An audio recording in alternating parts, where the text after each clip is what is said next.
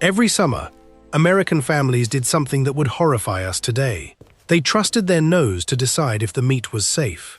That was the entire system. One sniff, one judgment call, one wrong answer, and by nightfall, a child was dead. In 1927, General Electric released a white metal box for around $500 that quietly made that gamble obsolete. This is the story of the icebox, the refrigerator, and the long, lethal American summer that forced both of them into existence. For most of human history, keeping food cold was not a convenience. It was a civilizational problem without a solution. What follows is the account of how that problem killed people by the tens of thousands, how the food industry made it worse on purpose, and how a single machine finally, slowly, changed everything. There is a phrase that used to appear in 19th century medical reports with a regularity that should shake you. Doctors called it the dying season. Not a metaphor, not poetic exaggeration. An annual medical category, June through September, when infants died of diarrhea by the thousands, when adults doubled over after Sunday dinners, when entire city blocks fell sick from the same batch of milk delivered that morning by the same wagon from the same dairy on the edge of town. Summer, in America before cold storage, was not a season of pleasure, it was a season of dread. Picture an ordinary family in a northeastern city in the 1880s. The father works, the mother manages the household. Every weekday morning, she goes to the butcher, the baker, the dairyman. She has no icebox, or she has one barely working, its block of ice already half melted by Tuesday. She buys what she can use that day, because anything left overnight will start to turn. She smells the meat before she buys it. She smells it again before she cooks it. That is the entire food safety system available to her nose, and a prayer. In the warm months, that system failed constantly. Bacteria dormant in winter become ferocious in July heat. A cut of beef that might last a day in February lasts 4 hours in August. And the food that looked and smelled acceptable was often already dangerous. The toxins that certain bacteria produce can form in meat and milk before any detectable odor develops. You could do everything right and still poison your family. In 1927, General Electric released a refrigerator it called the Monitor Top, named for its resemblance to the gun turret on a Civil War ironclad. It cost around $500, a significant sum, and it hummed loud enough to rattle the dishes. But it held a steady, reliable cold, and over the 2 decades that followed, as it and machines like it spread into American homes, the dying season quietly ended. By 1944, the vast majority of American homes had a mechanical refrigerator instead of an icebox. The infants stopped dying at the summer rate they had died at for generations. The story of how that happened moves through one of the darkest and most deliberately ignored chapters in American domestic history. It touches infant graveyards and army scandals, and a chemist who fed preservatives to his own volunteers to prove a point. It ends with a machine so ordinary that most people never think about it. But the road to that machine was paved with an extraordinary number of preventable deaths. Before you can understand what refrigeration solved, you have to feel what life without it actually cost. Not in the abstract, in the daily, grinding arithmetic of keeping food from killing you. In colonial America and through most of the 19th century, preserving food meant waging a continuous, losing battle against decay. Salt was the primary weapon. Families packed pork and beef into barrels of brine so concentrated that the meat absorbed the salt all the way to the bone. What came out months later was edible in the loosest definition of the word. You soaked it overnight to draw out enough sodium to make it palatable, then cooked it long and slow. Sailors on long voyages sometimes described salt beef so old and hard it could be polished like wood. They were not entirely joking. Smoke was the other method. On most farms in 18th century America, a dedicated smokehouse stood near the main house, a low wooden structure where strips of pork, venison, and fish hung above smoldering embers for days or weeks. The smoke deposited compounds on the surface of the meat that slowed bacterial growth. It worked, within limits, but the range of foods that could be smoked was narrow, and what it produced tasted primarily of campfire. For dairy, eggs, and fresh vegetables, households near natural springs built what they called spring houses, small stone buildings constructed directly over running water where crocks of butter, milk, and cream sat in the cold flow.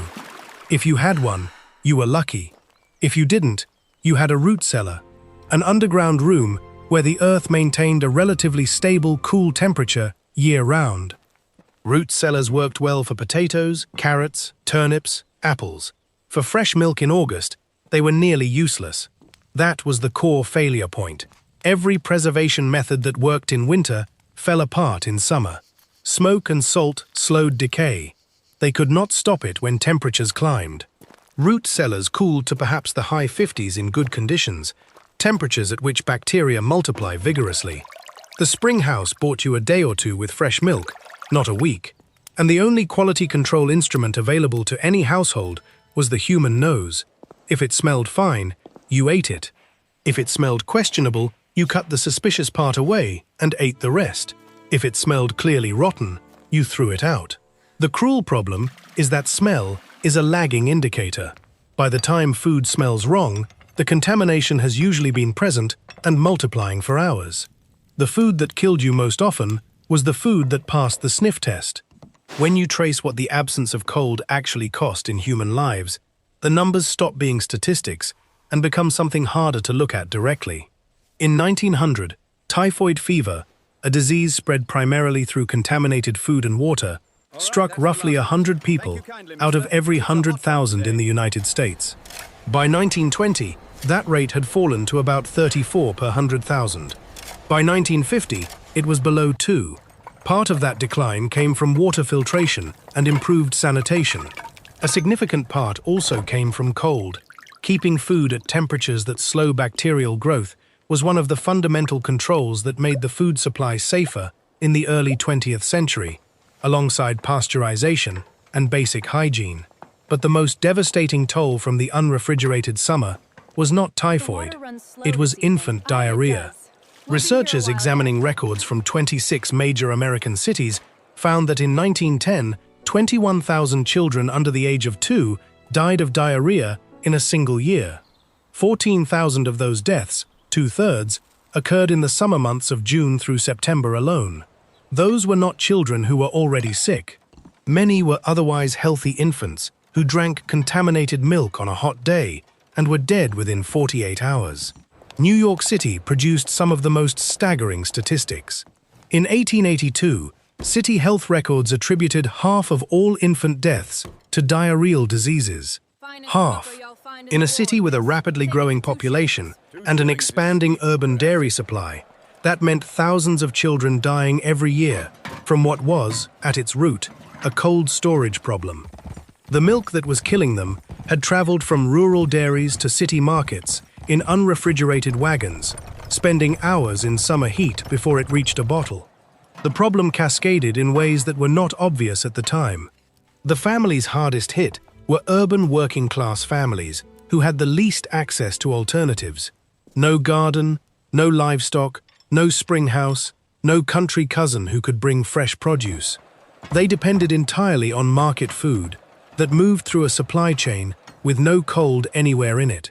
For them, summer was not a statistical abstraction. It was the season when you buried children. The tragedy was not that people didn't care. They cared enormously. The tragedy was that they did not yet have an accurate model of why this was happening, and the people who did have that model were not yet in a position to act on it at scale. Every summer, the dying season returned on schedule. In the middle of the 19th century, New York City was doing something to its infant population that, described plainly, sounds like something from a horror story. And the worst part is that the people doing it knew exactly what they were selling. By the 1850s, New York was growing faster than its ability to supply clean food. The dairies that had once sat on the urban edge were being pushed farther out as the city expanded, which meant milk traveled longer distances in summer heat before reaching the consumer. Into this gap stepped an opportunistic industry. Whiskey distilleries in Manhattan and Brooklyn produced enormous quantities of spent grain mash as a byproduct. That mash was cheap feed for cows. So urban dairies sprang up adjacent to the distilleries, penning cows in fetid conditions and feeding them almost exclusively on this hot, fermented slop. The cows were perpetually sick. They developed infected udders, wasting diseases, abscesses. And the milk they produced, thin, bluish-gray, nutritionally degraded, was nothing like the product that a healthy, pasture-fed cow could provide. The dairies had a solution for that too. They whitened the thin milk with chalk, they thickened it with starch, they colored it with molasses to give it a more appealing, warm tone. No photograph of those operations was preserved in any archive I found. The industry had no interest in documentation. What survives are the health reformers' written accounts, the mortality records, and the testimony of investigators who visited the pens. And, they agreed, the result looked like milk, smelled approximately like milk, and killed infants at a rate that reformers had been noting for years. At the turn of the 20th century, milk was identified by public health authorities as second only to water as a vehicle for transmitting disease. It carried typhoid fever, bovine tuberculosis, diphtheria, and severe streptococcal infections. Doctors knew children were dying. They did not always know exactly why. In New York City in 1882, half of all infant deaths were attributed to diarrheal diseases, and the milk supply was a central driver. The reformers who pushed back did so not through the law, initially, but through direct action. By 1896, Nathan Strauss, a businessman and philanthropist, convinced that pasteurized milk would save children's lives, was operating milk stations in New York that supplied more than 600,000 bottles of treated milk a year. It was one of the earliest demonstrations that cold storage and heat treatment together could dramatically alter infant survival. But it was charity, not policy. It saved the children whose mothers found the stations. It did not fix the supply chain that was poisoning the rest. The swill milk scandal was not an isolated failure. It was a symptom of something systemic. When you look at the full 19th century American food supply, what you find is an era of almost industrial-scale deception, in which the absence of cold storage was not merely a problem on its own, but a pressure that pushed manufacturers toward increasingly dangerous workarounds. The logic was straightforward, if repellent. Food spoiled quickly in warm conditions. That spoilage cost money, so manufacturers developed ways to make spoiled food look and smell acceptable, and they stretched genuine food with cheaper materials that didn't spoil as fast. Pepper was routinely padded with coconut shells and ground seeds. Coffee was bulked with chicory and roasted grain. Bread was whitened with alum. Butter was adulterated with animal fat and chemical colorants. For meat and dairy, the most perishable products, the most dangerous when contaminated, the preferred solution was chemical preservation. Not the kind we think of today, with carefully tested and regulated additives. Borax was dissolved into butter and milk. Salicylic acid was used as a meat preservative. Copper sulfate was added to canned vegetables to keep them looking green. And formaldehyde, the same compound used to preserve biological specimens, was added to meat and milk to slow decomposition and mask the smell of rot. What effect those compounds had on the people eating them was, for decades, not documented in any systematic way. A public health record from 1924 noted that milk had become second only to water as a vehicle for transmitting disease in the United States. That designation did not come from nowhere. It came from decades of watching what happened when a product designed to nourish infants was handled, adulterated, and distributed in a complete regulatory vacuum. The scandal that broke into national consciousness came in 1898 during the Spanish-American War.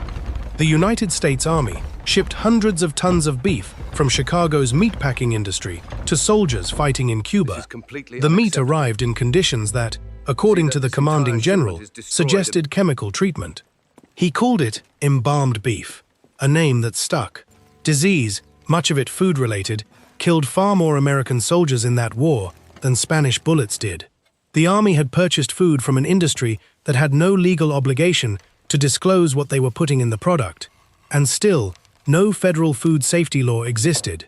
His name was Harvey Washington Wiley, and he had been watching the American food supply slowly poison the public for nearly 2 decades before he decided to do something that was either brilliant or insane. and turned out to be both. Wiley was a chemist from Indiana, appointed chief of the Department of Agriculture's Bureau of Chemistry in 1883. For years, he had been writing reports, delivering findings in congressional hearing rooms where the senators mostly stared at the ceiling and waited for him to finish. The food industry was wealthy, well-organized, and spending aggressively to keep government out of its business. Every finding Wiley presented was disputed by a scientist. Someone else had paid to dispute it. So in 1902, Wiley changed his approach. He recruited 12 healthy young men, mostly government clerks in their 20s, and offered them a deal: 3 meals a day, 7 days a week, for at least 6 months. Free medical checkups, a modest monthly stipend. The catch, which he disclosed fully, was that his staff would be adding the government's most used food preservatives to their meals: borax in the butter and milk, salicylic acid in the meat, formaldehyde in the coffee, copper sulfate in the fruit pies. The volunteers would consume the preservatives that millions of Americans were already eating in commercial food, in measured doses, under medical observation, so that someone could finally document what these compounds did to a living human body. A sign posted outside the dining room read, "None but the brave can eat the fare." The newspapers loved it. Within weeks, the group had a name: the Poison Squad. A Christmas dinner menu from 1902 became a set piece that journalists read aloud at press conferences. A conventional holiday meal, with one addition repeated after every item: borax. The public could suddenly visualize what Wiley had been explaining in technical reports for years. The results were grim. The borax trials produced evidence of digestive damage. The sodium sulfite tests had to be stopped midway because volunteers were becoming too ill to continue. Only 3 of the 12 men in the sodium benzoate trial completed it. Formaldehyde was associated with adverse effects on the digestive system. The specific organ impacts Wiley documented in his reports were disputed by industry, and a complete scientific consensus took years to form. Wiley ran the experiments for 4 years, producing data that was hard to dismiss because it was based on human subjects. The public response was enormous. Women across the country wrote to the White House demanding a federal food safety law, and the combination of Wiley's data, the public pressure, and a simultaneous literary explosion. Upton Sinclair's novel about Chicago's meatpacking plants appeared in 1906, finally pushed Congress to act. The Pure Food and Drug Act passed that same year. For the first time, it was illegal to manufacture, sell, or transport adulterated or mislabeled food across state lines. The foundation of what would eventually become the Food and Drug Administration was in place. The Pure Food and Drug Act was a breakthrough, but it was only half a solution. Regulations could stop a manufacturer from putting formaldehyde in your butter. They could not stop the bacteria already in the butter from multiplying in summer heat. For that, you needed cold. And cold, for most American households, was still an arrangement rather than a guarantee. The icebox era had existed since the mid-19th century. These were insulated wooden cabinets, usually lined with tin or zinc, with a compartment at the top for a large block of natural ice. The meltwater dripped into a pan that someone had to empty every day. The ice itself, harvested from lakes and ponds in winter, was only as clean as the water it came from, which in growing industrial cities was often not very clean at all. The system depended entirely on the ice trade, which meant that a warm winter or a disrupted delivery could leave a city without reliable cold for days. As late as 1917, a prosperous upper-middle-class household in Brookline, Massachusetts, was still using an icebox. That detail is worth sitting with. A wealthy family, in a major city, in 1917, still depending on a block of ice in a wooden cabinet. The icebox was the best technology widely available to them. Mechanical refrigeration had been technically possible since the 1830s, but for decades it existed only in industrial applications, in breweries, meatpacking plants, and eventually refrigerated railroad cars that transformed how food moved across the country. Home refrigeration remained out of reach because the early machines were enormous, expensive, and used coolant gases that were genuinely toxic. If they leaked, and they did leak, the consequences could be fatal. The turning point for the American household came in 1927. General Electric released its monitor-top refrigerator, the first model that combined the compressor and the cold box into a single freestanding unit that an ordinary family could buy, install, and operate. It was loud. The exposed compressor radiated heat into the kitchen in summer, which had a certain dark irony, and it sold. By 1944, the vast majority of American homes had a mechanical refrigerator in the kitchen. The consequences of that adoption are measurable.